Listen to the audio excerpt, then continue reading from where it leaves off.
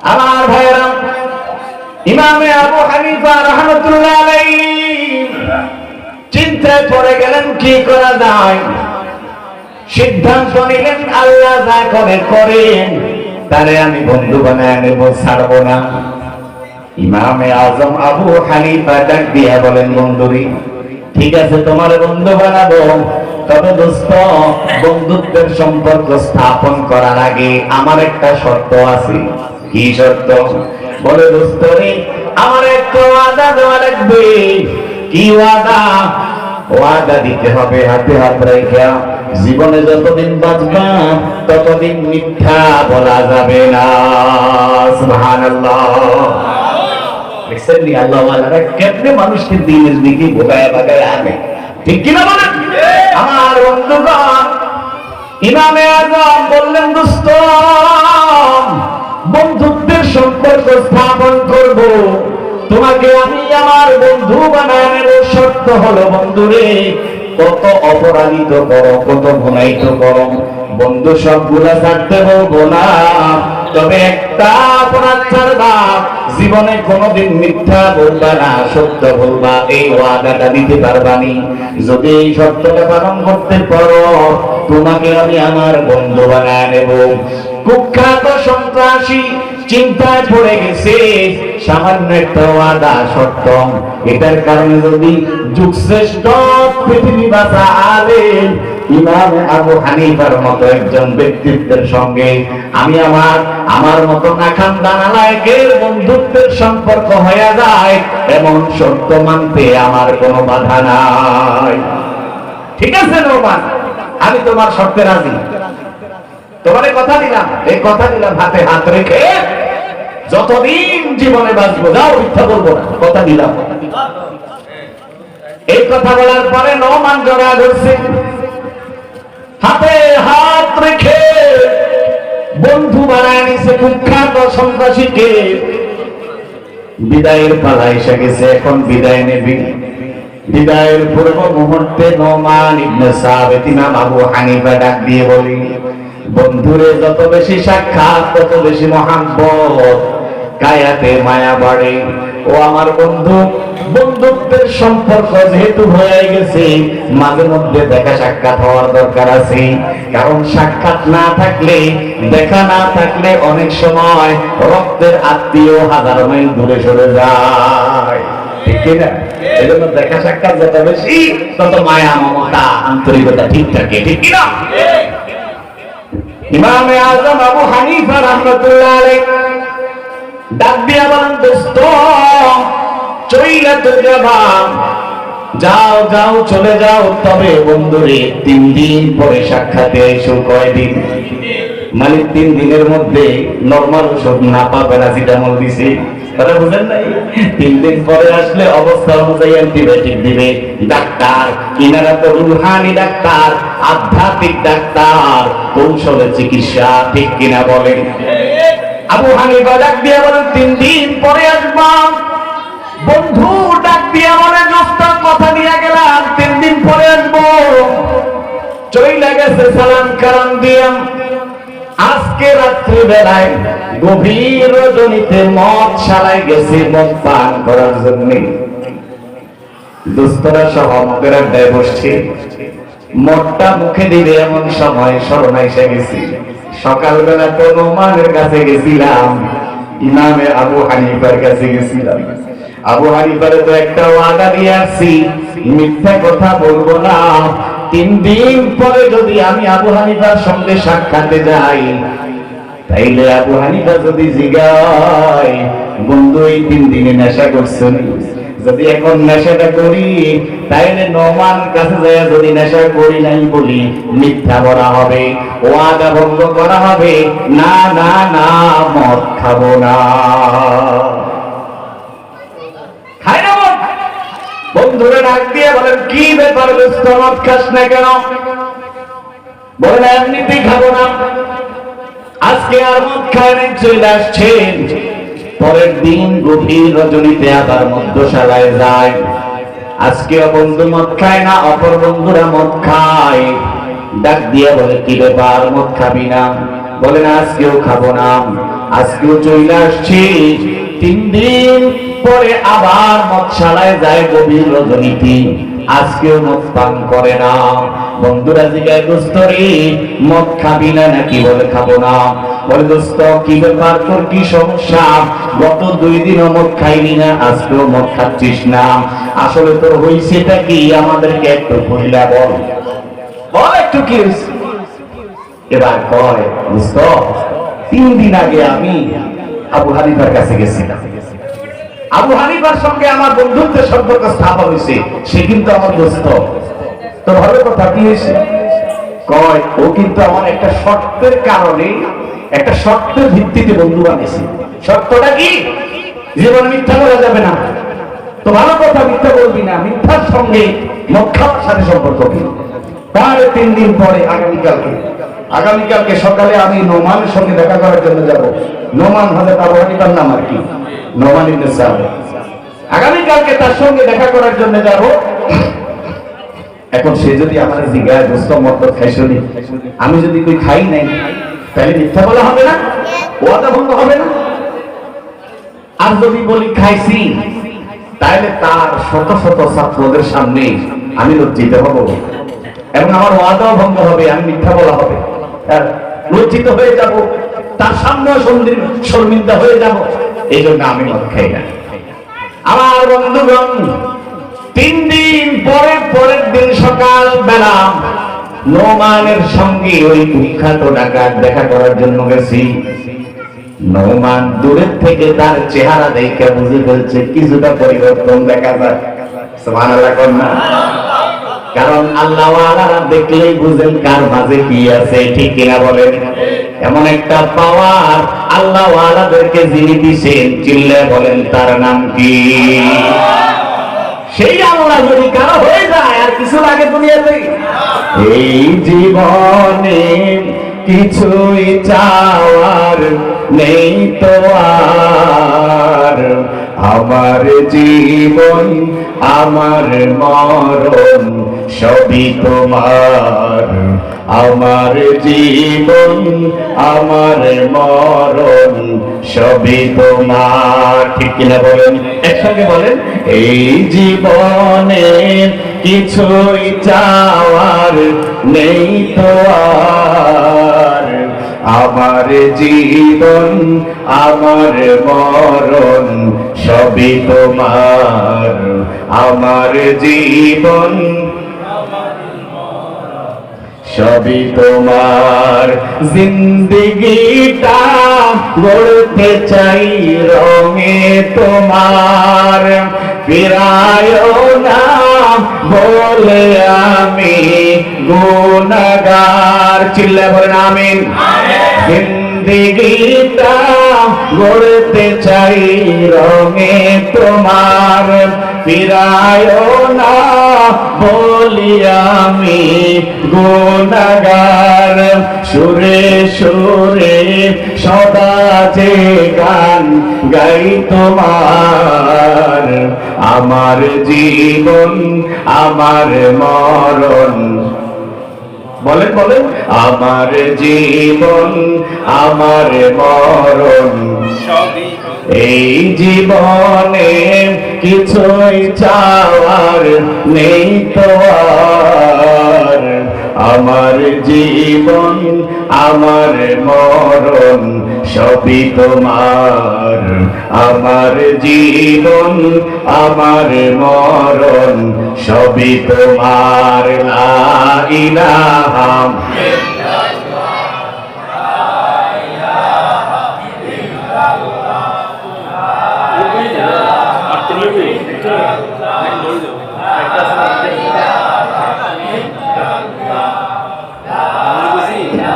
সামনে আসেন, জিকির করতে করতে সামনের দিকে আগে এলেন, পিছনের জায়গা খালি হলে ভাইরা বসতে পারবে, একটু আসেন।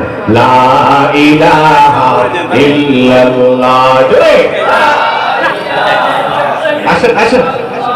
লা ইলাহা ইল্লাল্লাহ, লা ইলাহা দুর্গা পূজা গায়রুল্লাহ, দুর্গা পূজা গায়রুল্লাহ, পীর পূজা গায়রুল্লাহ, মাবুদ হলেন এক আল্লাহ। লা ইলাহা লা ইলাহা ইল্লাল্লাহ, লা ইলাহা ইল্লাল্লাহ মুহাম্মাদুর রাসূলুল্লাহ।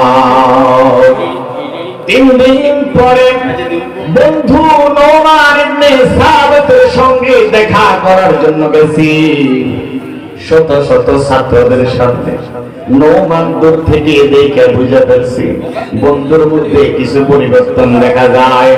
মুস্কি হাসি দিয়া নোমান নিজের আসন থেকে দাঁড়ায় গেছে। ডাক দিয়া বলে, দোস্ত রে, 3 দিন পর্যন্ত মনে হয় কোনো নেশা করো নাই। দোস্ত ডাক দিয়া বলে, নোমান রে, 3 দিন যে নেশা করি নাই বুঝছো কিভাবে? নোমান ডাক দিয়া বলে, তোমার মুখ দেখে বোঝা যায়, ঠিক কিনা বলেন? একজন নেশাখোর হঠাৎ যখন নেশা ছাইড়া দিবেন তার চেহারা মুখ টুক শুকায় যায়, ঠিক কিনা? দেখলে বোঝা যায় লোকটা নেশা করে না। নোমান ডাক দিয়ে বলে, দোস্ত চেহারা দেখে বুঝছি গত 3 দিন তুমি নেশা করো নাই। দোস্ত ডাক দিয়ে বলে, নোমান রে, সত্যি বলেছো, 3 দিন আমি মদের পেয়ালায় চুমুক লাগাই নাই, 3 দিন পর্যন্ত নেশা করি নাই।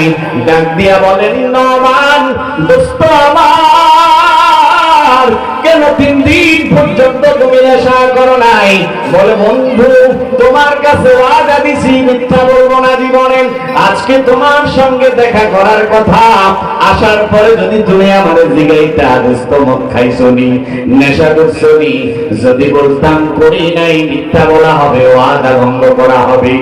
আর যদি বলতাম দোস্ত মদ খাইছি, তাহলে তোমার আর তোমার শত শত ছাত্রদের সামনে অপমানিত হয়ে যাইতাম। এজন্য বন্ধু মদ খাই নাই, ওয়াদা ঠিক রাখছি।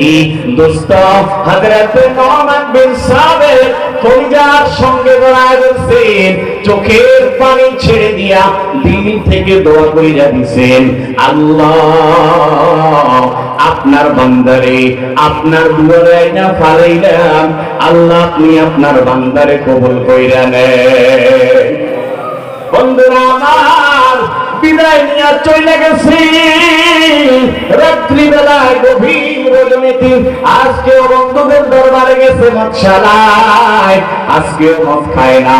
বন্ধুরা ডাক দিয়ে বলে, কি ব্যাপার নোমান, আজকে তো কি ব্যাপার বন্ধু, আজকে তো নোমানের সঙ্গে সাক্ষাৎ করার কথা ছিল, করছনি? বলে, হ্যাঁ করছি। নোমান কি বলেছে? হাসি উঠি দোস্ত অন্য দোস্তদেরকে বলে, মজার এক ঘটনা ঘটছি। আমি বলার আগে নোমান আমার চেহারা দেখে বুঝতে ফেলছে আমি যে 3 দিন নেশা করি নাই, 3 দিন নেশা করি নাই। এই কথাটা বলার পরে জানোনি দোস্তরা কি ঘটনা ঘটছে? নোমান তার মসনদ থেকে দাঁড়ায়া আমার মতো কুলাঙ্গার পাপীকে শত শত ছাত্রদের সামনে কলিজার সঙ্গে জড়ায় রয়েছে, চোখের পানি ছাইরা আমার জন্য রবের কাছে দোয়া করছি। জানোনি আজকের দিনটা আমার কাছে মনে হচ্ছে আমি আজকে যেন দুনিয়াতে জন্মগ্রহণ করছি। এত শান্তি আর প্রশান্তি অতীতে কোনোদিন পাই নাই। ও আমার বন্ধুরা, সামান্য দুনিয়া মাথার জনালেন শত শত ছাত্রদের সামনে কলিজার সঙ্গে জড়ায় ধরলে যদি এত প্রশান্তি পাওয়া যায়, সারা জীবনের জন্য যদি নাফরমানি ছাইড়া দেই, নেশা ছাইড়া দেই, গুনাহ ছাইড়া দেই, পাপ ছাইড়া দেই, রবের ইবাদতে লাগা যায়, হাসরের কঠিন ময়দান যেদিন কায়েম হবে, আহকামুল হাকিমিন প্রধান বিচারপতি থাকবেন, সাইয়্যিদুল মুরসালিন সহ সমস্ত পয়গম্বররা থাকবে, পৃথিবীর শুরু থেকে কিয়ামত পর্যন্ত সব মানুষগুলা থাকবে। এমন কঠিন এক মুহূর্তে সারা জীবন গুনাহ ছাইড়া দেওয়ার কারণে যদি সকল পয়গম্বরদের সামনে, সকল হাসরবাসীদের সামনে সাইয়্যিদুল মুরসালিন আকায়ে নামেদার মুহাম্মদ আরবি সাল্লাল্লাহু আলাইহি ওয়াসাল্লাম যদি আমারে আমার উম্মতকে একটু ডাক দেয়, এই উম্মত আমার কাছে একটু আয়, একটু যদি ধরে ধরি, বলো তো এই মুহূর্তটা কত প্রশান্তির হবে। যাও তওবা করে ফেললাম তোমাদের সঙ্গ থেকে, আজকে থেকে শেষ সম্পর্ক, আর জীবনে মৃত্যুর কথা কোনো মনেই করুন না। সুবহানাল্লাহ। সাহাবাতে বা এক জামানা, সাহাবাতে বা আউলিয়া, বেতার সদ সালে তাআত দেরিয়া। এজন্য নেক সোহবত মানুষের জীবনের পথ পরিবর্তন করে দেয়।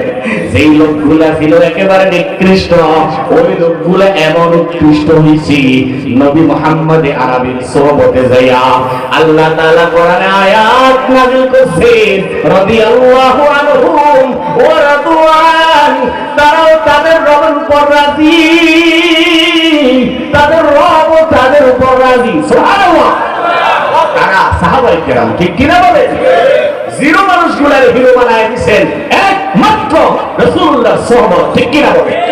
এজন্য নবী আর আসবে না কিয়ামত পর্যন্ত, উলামায়ে কেরাম নবীদের ওয়ারিস, ঠিক কিনা? এই উলামারা যেখানে আমরা থাকবো সেখানে, উলামারা যেখানে আমরা সেখানে, সবাই বলতে হবে উলামারা যেখানে আমরা সেখানে।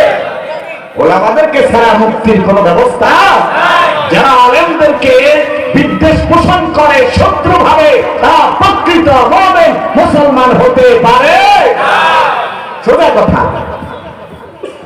এই জাতির সুখে দুঃখে বিপদে আপদে কোমরে গামছা বেঁধে যেই লোকগুলো বিপদের দিনে মানুষের দাঁড়ে দাঁড়ে বারে বারে দিয়ে মানুষের জন্য নিজের সময় টাকা পয়সা নিজের জীবন উৎসর্গ করে দেয়, তারা হচ্ছে আলেম ওলামা, ঠিক কিনা? গত বন্যায় আপনারা দেখছেন, ঠিক কিনা বলেন? করোনার সময় দেখেছেন ওলামারা জাতির কত শ্রেষ্ঠ বন্ধু। কেউ লাশ ধরতে যায় নাই, আলেমরা ধরেছে, আলেমরাই দাফন করেছে, কাফন দিয়েছে, ঠিক কিনা বলেন? বড় বড় গলায় কথা বলো, হ্যাঁ বড় বড় গলায় কথা বলো। সত্যের পক্ষে গান গাই বলে আমি বিদ্রোহী, সত্যের পথে ডাকি বলে আমি বিপ্লবী। সত্যের পক্ষে গান গাই বলে আমি বিদ্রোহী, সত্যের পথে ডাকি বলে আমি বিপ্লবী। কোরআনের কথা বলি তাই বলে আমাকে মৌলবাদী, ঠিক কিনা বলেন? কোরআনের কথা বলি তাই বলে আমাকে মৌলবাদী, জিহাদের কথা বলি তাই বলে আমাকে জঙ্গিবাদী। আমি বিদ্রোহী বিপ্লবী মৌলবাদী, কেন জঙ্গিবাদী? বিদ্রোহী বিপ্লবী মৌলবাদী, কেন জঙ্গিবাদী?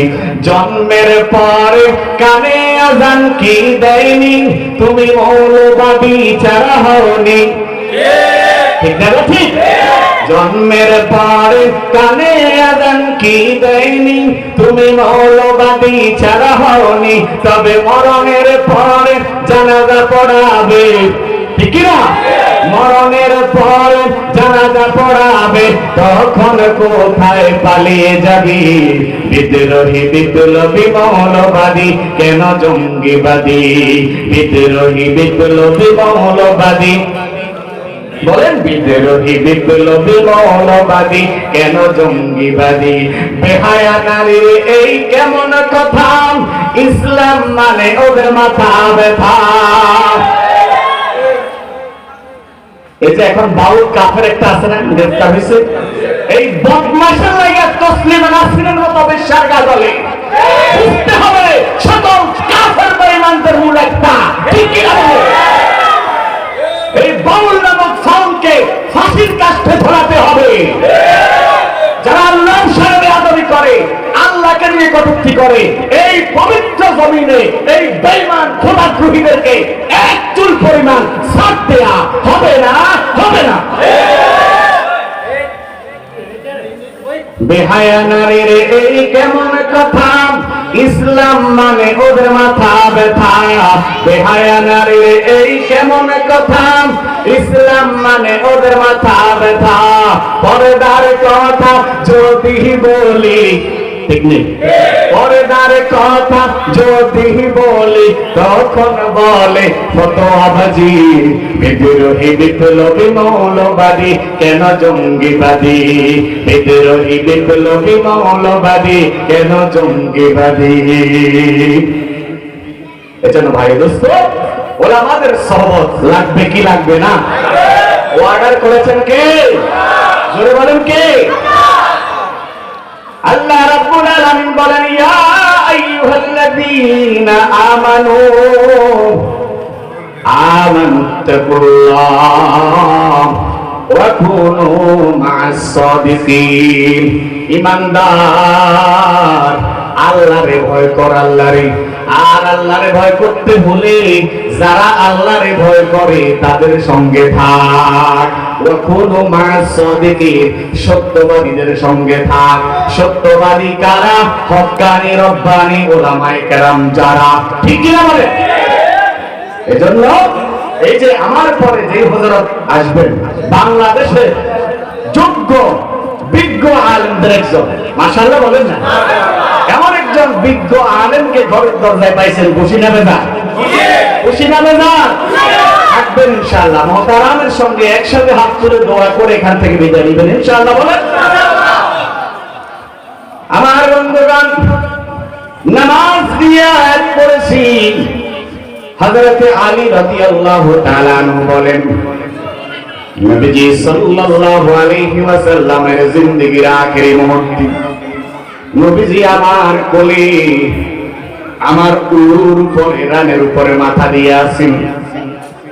মৃত্যুর আগ মুহূর্তে সাইয়্যিদুল মুরসালিন আমার রান বা উরুর উপর মাথা দিয়ে শোয়া। ডাক দিয়া বলেন, আলী রে, একটা পেয়ালা বা বর্তন নিয়ে আসো। আরে আমি কিছু ওসিয়ত করব, কিছু কথা বলবো। এই কথাগুলা তুমি বর্তনের মধ্যে লেখা রাখবা, নিজে স্মরণ রাখবা, আমল করবা, অন্যদেরকেও বলবা। হযরতে আলী চিন্তা করলেন, এই মুহূর্তে যদি নবীজিকে এখানে রাখা আমি বর্তন আনার জন্য যাই, আশঙ্কা বোধ হয় নবীজি হয়তো দুনিয়া থেকে বিদায় নিয়ে চলে যাবেন। না, এই মুহূর্তে যাওয়া যাবে না। ডাক দিয়ে বললেন, ইয়া রাসূলুল্লাহ, ওগো আল্লাহর নবী, আপনি বলেন, আমি মুখস্থ কইরা নিব, লেখার দরকার নাই। আল্লাহর নবী ডাক দিয়া বলেন, আলী রে, দুই চারটা কথা বলি, ভালো কইরা স্মরণ রাখবা। আস-সালাতু ওয়াজ-যাকাত, আস-সালাতু ওয়াজ-যাকাত। আলী, নামাজ নামাজ নামাজ নামাজ পড়বা, যাকাত দিবা। ও আলী, নামাজ আর যাকাত ঠিক রাখার পরে আলী রে, আশহাদু আল্লা ইলাহা ইল্লাল্লাহু ওয়া আশহাদু আন্না মুহাম্মাদান আবদুহু ওয়া রাসূলুহু, যেই কালিমার সাক্ষ্য দিছ, এই কালিমার উপর ইস্তেকামত থাকবা, অটল অবিচল থাকবা। এটা ছেড়ে দিবা না, এটা থেকে দূরে সরবা না। বন্ধু, আমি বুঝাইতে চাইলাম, হাবিবের শেষ মুহূর্তে জীবনের সফর শেষ কইরা রফিকে আলার দরবারে রওনা হচ্ছেন। এমন মুহূর্তে বারবার নবীজি একটা কথাই বেশি বলছেন, সালাত সালাত সালাত, নামাজ নামাজ নামাজ। নামাজের গুরুত্ব বুঝাইলেন। আমার বয়ানের আগে উপস্থাপক বারবার আফসোস করে বলতেছিলেন, এশারের জামাত হইছে, দোকানে মার্কেটে কত আল্লাহর বান্দা ঘুরাঘুরি করতেছি, নামাজটা পড়ে নাই। কত পোড়া কপাল বান্দা হলে এমন একটা মুহূর্ত জামাতে হাজির হয় না, নামাজে উপস্থিত হয় না। ও দোস্ত, আল্লাহ তাআলা কোরআনুল কারীমের ৮০ থেকে ৮২ জায়গায় নামাজের ওয়াজ করেছেন, প্রায় ২১টা জায়গায় নামাজের ব্যাপারে আদেশ দিয়েছেন। আকিমুস সালাত আকিমুস সালাত, বান্দা নামাজ পড় নামাজ পড় নামাজ পড়। এমন লম্বা আলোচনা, অধিক জায়গায় এত আলোচনা অন্য কোন ইবাদতের ব্যাপারে করেন নাই, অন্য কোন আমলের ব্যাপারে করেন নাই। একমাত্র যে আমলটা নিয়ে করছেন, সেই আমলটার নাম কি? চিল্লা বলে। যদিও কালিমা আর ঈমানের পরে প্রথম অবস্থানে নামাজ, ঠিক কিনা বলেন? এত গুরুত্বপূর্ণ ইবাদত, এই ইবাদতটার মধ্যেই সবচেয়ে বেশি অলসতা করি আমরা, ঠিক কিনা? মসজিদের জামাতে লক্ষ খুঁজে পাওয়া যায় না, জুমার দিন মসজিদ খুলে যায়, অন্য সময় মুসল্লি নাই, আবার মাগরিব এশায় কিছু মুসল্লি পাওয়া যায়, ফজরে একজনও নাই, আছে না নাই? এত এত কিছু দিয়ে লাভ হবে কি? নামাজ ছাড়া কোনো গতি নাই। কোন আল্লাহর বান্দা যদি আল্লাহর প্রিয় হইতে হয়, আল্লাহর কাছে করিব হইতে হয়, আল্লাহর নিকটবর্তী হইতে হয়, নামাজ লাগবে, নামাজ লাগবে। নামাজ ছাড়া রবের নিকটবর্তী হওয়া যাবে না। দেখেন না, আমাদের দেশে কিছু বন্ধ আছে, বন্ধ নামাজ হয় না, ওই বাউল ফাউল বাউলের জাত আর কি। এই অজা পূজা বদমাইশ উলাঙ্গা নামাজ পড়ে না, কয় ইমান ঠিক আছে, ইমান ঠিক আছে, ঠিক কিনা বলে? এতে কয় আল্লাহর সঙ্গে ওর এত মারেফতের সম্পর্ক, নাউজুবিল্লাহ কোন বেড়া ইনি মারেফত বলতে ইসারা কিসের মারেফত? তোর এই মারেফতের ফিরে একদম সোজা করে দরকার, করে নেওয়া দরকার, ঠিক কিনা বলে? কিসের মারেফত? এরা পানির মধ্যে সুবাই বেঁধে দেয়া দরকার, ঠিক কিনা বলে? এদেরকে কোনো ছাড় নাই। এই বন্ধগুলা ইসলামের বদনাম ছড়াচ্ছে, ঠিক কিনা বলে? মূল ইসলাম বাদ দিয়ে এরা নিজেদের মন গড়া ইসলাম প্রচার করতে চায়, আর এদের দালালিতে নামছে ওই বুড়া আরেক খাটাস ফরহাদ মোজার নামে কুলাঙ্গার, ঠিক কিনা বলে? বেটা শরীয়ত বাদ দিয়ে কিসের মারফত? কিসের মারফত? বেটা শরীয়ত ছাড়া মারফত হয়? বন্ধুগণ আমার, আল্লাহ রাব্বুল আলামিন কোরআনে কারীমের মধ্যে বলে ওয়াসজুদ ওয়াক্তারিব, বান্দারে আমার নামাজ পড়, সিজদা দে, আমার নিকটবর্তী হয়ে যা। যুগে যুগে যত ওলিয়া উলিয়া গাউস কুতুব হইছেন, সিজদা ছাড়া হন নাই, ঠিক কিনা বলেন? নামাজ ছাড়া হন নাই। নামাজ ছাড়া যে পীর দাবি করে, বুজুর্গ দাবি করে, সে কখনো পীর হইতে পারে না, এক নাম্বার ভণ্ড, কিনা বলেন? নামাজ লাগবে, নামাজ লাগবে। এই জন্য শরীয়তের ব্যাপারে, শরীয়তে ইসলামীতে আল্লাহ আল্লাহ রাসূল এত বেশি গুরুত্ব আর কোন ইবাদতের ব্যাপারে দেন নাই, যত বেশি গুরুত্ব নামাজের ব্যাপারে দিয়েছেন। হাদিসের কিতাবে, তাফসীরের কিতাবে, মাসআলার ফিকহের কিতাবে উলামায়ে কেরাম, মুফাসসিরিনে কেরাম, ফুকাহায়ে কেরাম, মুহাদ্দিসিনে কেরাম নামাজ নিয়ে শত শত শত পৃষ্ঠা ব্যাপী আলোচনা করেছি। মানে এটা গুরুত্বপূর্ণ ইবাদত, বুঝাইতে চাচ্ছে, ঠিক কিনা বলেন? এজন্য দোস্ত নামাজ পড়ার দরকার আছে নি? নামাজ পড়তে হবে, নামাজ ছাড়া কোনো গতি নাই, ঠিক কিনা? আসসালাতু ইমাদুদ্দিন, নামাজ হইল দ্বীনের আসল খুঁটি, ঠিক কিনা বলেন? নামাজ ঠিক তার দিন ঠিক, নামাজ বেঠিক তার সব বেঠিক, ঠিক কিনা বলেন? এজন্য নামাজ লাগবে। আল্লাহর নবী হযরত আলী বলেন, আল্লাহর নবীর জীবনের শেষ মুহূর্তে বারবার আমি আল্লাহর নবীর কানের কাছে, মুখের কাছে নিজের কানটা লাগাই একটু শুনি, গুনগুন গুনগুন করে নবীজি কয়েকটা কথা বলেন। কি বলেন? আস-সালাতু ওয়াজ-যাকাত ওয়া মা মালাকাত আইমানুকুম, এরে আমার উম্মত, নামাজ, যাকাত আর অধীনস্থদের হক। সুবহানাল্লাহ বলেন। নবীজির জীবনের শেষ মুহূর্তে যাইও অধীনস্থদের হকের ব্যাপারে সব সতর্ক করে গেছেন। আর এখন পশ্চিমারা আমাদেরকে হক শিখায়, মানবাধিকার শিখায়। বেটা মানবাধিকারের জনক হচ্ছেন সাইয়্যিদুল মুরসালিন মুহাম্মদ আরবি সাল্লাল্লাহু আলাইহি ওয়াসাল্লাম, ঠিক কিনা বলেন? তোরা মানবাধিকার শিখতে হলে পশ্চিমা আল্লাহর নবী থেকে শিখতে হবে, তোদের থেকে কিসের মুসলমানরা মানবাধিকার শিখবে? মানবাধিকারের জনকই তো মুহাম্মদ আরবি। আমার বন্ধুগণ, আখেরি মুহূর্তে আল্লাহর নবী বারবার বারবার নামাজ, যাকাত ওয়া মা মালাকাত আইমানুকুম, অধীনস্থদের হক, অধীনস্থদের হক। নামাজ এটা আল্লাহর হক, যাকাত ওয়া মা মালাকাত আইমানুকুম এই দুইটা হলো বান্দার হক। জীবনে মানুষের হক দুইটা শরীয়ত ইসলামীতে, একটা হলো হকুল ইবাদ, আরেকটা হলো হকুল্লাহ। নামাজ হলো আল্লাহর হক, যাকাত আর অধীনস্থ কর্মচারী দাস দাসীদের হক, এটা হলো বান্দার হক। আল্লাহর নবী চলে যাচ্ছেন দুনিয়ার সফর শেষ করে নিজের মাহবুবের কাছে, যাওয়ার মুহূর্তেও বারবার উম্মতকে এই কথাটাই স্মরণ করায় দিচ্ছেন, উম্মত রে নামাজ ধর, যাকাত দে, অধীনস্থদের হক আদায় কর। এ ব্যাপারে আমরা একটু গাফেল, ঠিক না? ঠিক না বলে? কাজ করে সারাদিন, এতে বদল লাগারে এক সপ্তাহ পর্যন্ত ঘুরাইতে, এমন যে না আছে না নাই?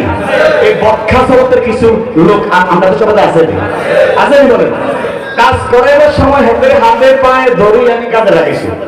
এতে বেচারা সারাদিন কাজ করে গেছে, এবারে এতের বাইলোগা হেতের বাইলোগা আলবান দিয়ে আছে ভাই হাতে এমন দেন না এক সপ্তাহ 10 দিন 15 দিন যাতে আজ যদি মুখাইলে কই এই কুলাঙ্গারে এই শ্রমিকের খামচানো শ্রমিক টাকা দেয় না না দিয়ে তুই এগুলা পাথর কিনতেছিস মনে রাখিস আর জাহান্নামের দরজা তোর জন্য ভুলতেছিস ঠিক কিনা বলে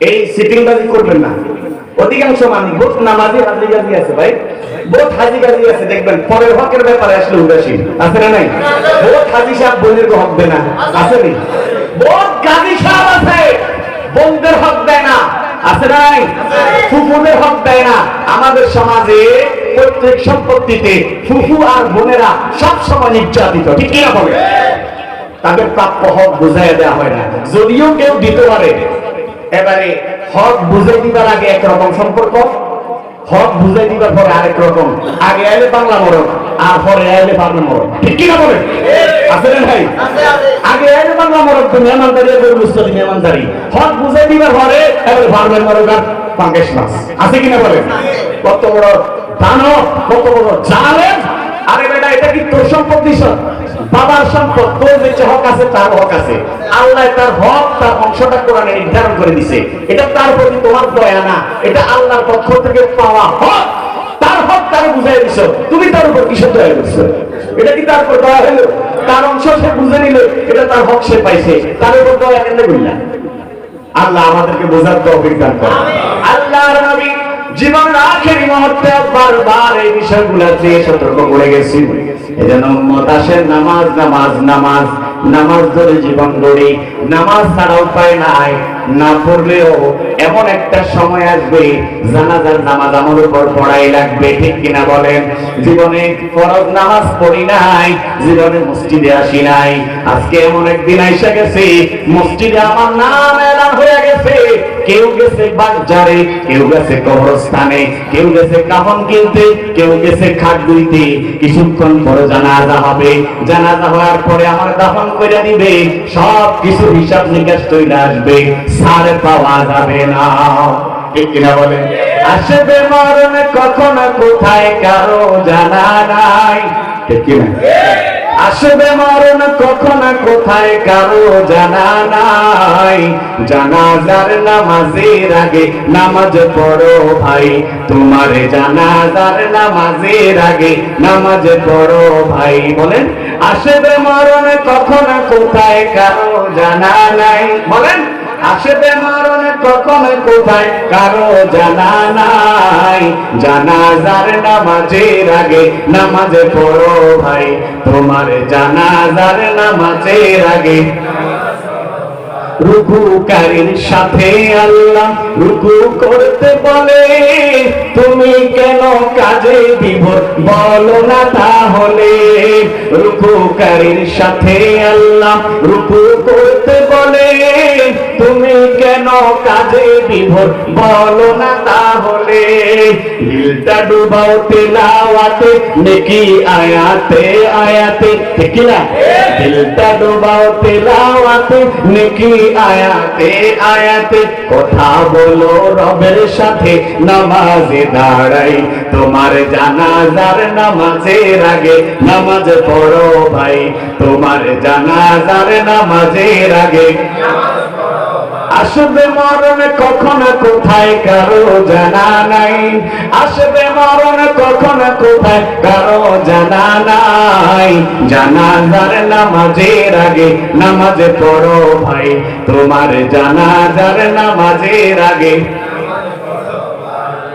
সেজদারত বান্দা রবের কাছাকাছি হবে ঘুমিয়ে সময় কাটাও তুমি কি কারণে তবে সেজদারত বান্দা রবের কাছাকাছি হবে ঘুমিয়ে সময় কাটাও তুমি কি কারণে তবে সকাল দুপুর সন্ধ্যা বেলা সকালে দুপুর সন্ধ্যা রাতে ইবাদতে ইবাদতে সকালে দুপুর সন্ধ্যা রাতে ইবাদতে ইবাদতে মাওলা পাকের প্রিয় হতে নামাজ পড়া চাই তোমার জানাজার নামাজের আগে নামাজ পড়ো ভাই তোমার জানাজার নামাজের আগে এমন একটা সময় এসে যাবে চাইলেও নামাজে দাঁড়াইতে পারবা না, চাইলেও মসজিদে যাইতে পারবা না। রবের কাছে বলবা, রব আবার ফিরে দেন দুনিয়ায়, নামাজ পড়ে আসি, ইবাদত করে আসি, নেক আমল করে আসি। রব বলতে, বান্দা যাওয়ার আর পথ নাই। ওই মুহূর্তটা আসার আগে নামাজি হওয়ার দরকার আছে না নাই? তাই আজকে এখান থেকে ওয়াদা করা লাগবে, মা ও হুজুর যতদিন জীবিত থাকি, আল্লাহ তাআলা যতদিন হায়াতে রাখি, নামাজ কামাই দিব না। এমন একটা ওয়াদা কি এই নেক মজলিসের নেককারদের সামনে করা যায় কি যায় না? একটু করেন তো দেখি, হাতটা তোলেন তো দেখি। আল্লাহ, জীবনে নামাজ ছাড়বো না, বলেন। জীবনে যতদিন রব বাঁচায় রাখে নামাজটা পড়বো, বলেন ইনশাআল্লাহ। নামাজটা পড়বো, আল্লাহ তাআলা কবুল করেন, আল্লাহ তাআলা কবুল করেন। দোস্ত, নামাজ নামাজ নামাজ। ব্যক্তি জীবনে শান্তি চাইলে নামাজ, পারিবারিক জীবনে শান্তি চাইলে নামাজ, সামাজিক জীবনে শান্তি চাইলে নামাজ, রাষ্ট্রীয় জীবনে শান্তি চাইলে নামাজীদেরকে সংসদে যাওয়া লাগবে, ঠিক কি না? নামাজীরা যখন সংসদে চলে যাবে, ওই রাষ্ট্রে আর অশান্তি থাকবে না, ঠিক কিনা বলেন? দুর্নীতি থাকবে না, জুয়া থাকবে না, ঘুষ থাকবে না, চোরি ডাকাতি থাকবে না। এজন্য নামাজ নামাজ, ঘরে লাগবে নামাজ, সংসদেও নামাজ, পরিবারে লাগবে নামাজ, সমাজেও নামাজ, রাষ্ট্রেও নামাজ। নামাজ ছাড়া বিকল্প নাই, ঠিক কিনা বলেন? আল্লাহ আমাদের সবাইকে নামাজ হিসেবে কবুল করেন, আমিন বলেন। এখন ভাইরা আমার, দুনিয়ার সফর শেষ করে তো যাবেন, যাওয়ার সময় কি নিবেন? কিছু নেওয়ার দরকার আছে, আছে কিনা বলেন? মহিলা যখন যাবে, নামাজ রোজা সহ সব ইবাদতের দরজা বন্ধ হয়ে যাবে, ঠিক কিনা বলেন? আল্লাহর নবী বলেন, قال رسول الله صلى الله عليه وسلم اذا مات الانسان, যখন মানুষ মরে যায়, ইনকাতা আমালুহু, মানুষের আমল সব বন্ধ হয়ে যায়, ইল্লা মিন সালাস, তবে তিনটা আমল জারি থাকে। এক নাম্বার সাদকায়ে জারিয়া, দুই নাম্বার এলেম, উপকারী এলেম, তিন নাম্বার নেককার দিনদার সন্তান। এই তিনটা জিনিস যারা জমিনে রাখা যায়, কবরে শুয়ে শুয়ে ও আমলের সওয়াব পায়। এক নাম্বার সাদকায়ে জারিয়া, মসজিদ করে দিয়েছেন সাদকায়ে জারিয়া। দুনিয়া খামার পাড়া নুরানি মাদ্রাসা কইরা দিয়েছেন সাদকায়ে জারিয়া, কথা কয় না? এই রাস্তায় চলার জন্য একটা কালভার্ট নাই করে দিয়েছেন সাদকায়ে জারিয়া, ঠিক কিনা বলে? মাদ্রাসার ছাত্ররা বই রেখে পড়ার জন্য টেবিল নাই, কয়েকটা টেবিল বানায় দিয়েছেন সাদকায়ে জারিয়া। মসজিদের মুসল্লিরা গরমকালে নামাজ পড়তে পারে না, গরমে কয়েকটা ফ্যান কিনা দিয়েছেন সাদকায়ে জারিয়া, ঠিক কিনা? আল্লাহু আকবার। এই সাদকায়ে জারিয়া গুলো দুনিয়াতে রাখা যাবেন, আপনি আপনার আল্লাহর বান্দা মইরা যাবেন, কবরে শুয়ে যাবেন, সব আমল বন্ধ। এই সাদকায়ে জারিয়া যতদিন থাকবে, অটোমেটিক আমল নামায় নেক পৌঁছতে থাকবে, ঠিক না? নুরানি মাদ্রাসার ছাত্রদের জন্য ঘর করে দিলেন। এই ঘর যতদিন থাকবে, এই ঘরের মধ্যে যতদিন কোরআন তেলাওয়াত হবে, কোরআনের চর্চা হবে, ইলমের চর্চা হবে, হাফেজ আলেম বের হবে, দিনদার মুত্তাকি বের হবে। যতদিন এরা দুনিয়াতে থাকবে, ততদিন আপনি সওয়াব পাইতেই থাকবেন, বন্ধ হবে না। এটা হলো সাদকায়ে জারিয়া। দুই নম্বরে এলেম, এলেম শিখায়া হাফেজ বানায় দিয়ে গেছেন, অসংখ্য আলেম বানায় দিয়ে গেছেন। তারাও আপনার মৃত্যুর পরে অসংখ্য অগণিত হাফেজ আলেম বানাচ্ছে। যতদিন এই সিলসিলা থাকবে, আপনি আলেম সাহেব কবরে শুয়ে শুয়ে অটোমেটিক সওয়াব পাইতে থাকবে, ঠিক কিনা বলে? তিন নাম্বার হইল নেককার সন্তান, দিনদার সন্তান। এই সন্তানের কারণে মানুষ অপমানিত, লজ্জিত, লাঞ্ছিত হয়। আবার সন্তানের কারণে মানুষ দুনিয়া আখিরাতে সর্বোচ্চ মর্যাদায় ভূষিত হয়, ঠিক কিনা বলে? আচ্ছা বলেন তো, সন্তানের কারণে মা বাপ লাঞ্ছিত হয়, এরকম সন্তান মনে দুনিয়াতে নাই? এদের মতো সন্তান কচু গাছের লোক থাকবার দরকার, ঠিক কিনা? এদের মা বাপ মরে গেছে, এদের আকামের কারণে মানুষ অতিষ্ঠ হয়ে, এদের অতিষ্ঠ হয়ে এদের মৃত মা বাবা পর্যন্ত বেরিয়ে যায়, ঠিক কিনা? তোমার মতো সন্তান আজকের এই মাহফিল থেকে তওবা করে দাও যে আমার কোন কাজের কারণে আমার মৃত আব্বা আম্মা যেন গালি শুনতে না হয়, ঠিক কিনা? আবার এমনও সন্তান আছে আলেম, মুফতি, মুহাদ্দিস, নেককার, দিনদার, পরেজগার, একজনে দেখে কয় আল্লাহ তার মা বাবারে জান্নাতবাসী করেন, এমন একটা সৎ সন্তান দুনিয়াতে রেখে গেছে। কয় কি কয় না? আল্লাহ তার মা বাবা কত সৌভাগ্যবান, এমন সোনার একটা সন্তান রেখে গেছে। সুবহানাল্লাহ। ঠিক না? নেককার সন্তান দুনিয়াতে রাখলে এই নেককার সন্তান যতদিন নেক আমল করবে আপনি পাবেন। আবার কুলাঙ্গার, বদকার, পাপী সন্তান যদি রেখে যান, এই কুলাঙ্গার পাপী সন্তান যতদিন পাপ করবে আপনিও কবরে শেষে অটোমেটিক পাবেন। নাউযুবিল্লাহ বলেন। এজন্য আমরা আজকে প্রতিজ্ঞা করতে হবে দুনিয়াতে নেক সন্তান রেখে যাবো, ইনশাআল্লাহ বলেন। সন্তানকে নেক বানাইতে হলে মাদ্রাসায় যাওয়ার দরকার আছে নি? মাদ্রাসা ছাড়া নেককার সন্তানকে কল্পনা করা যায়?